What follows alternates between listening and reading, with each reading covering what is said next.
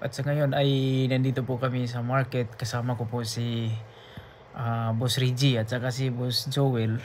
Galing po kami kay Ate Noribet, may pinuntahan lang kami sa kanya.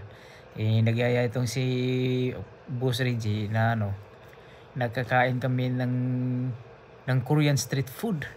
Ayan po, masarap yun. Tatlong piraso, 2,001 ang bayad po. Ayan po, papunta na po kami sa sa may nagbenta ng street food. Ayan po, kumakain na po kami diyan.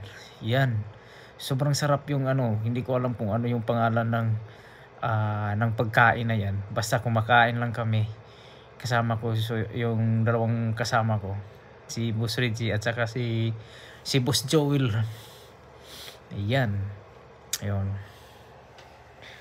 Masarap yan. Sobra talaga yung sarap. Masarap talaga yan. Ayan.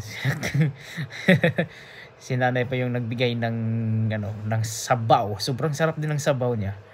Malamig kasi ang panahon kaya nagsabaw.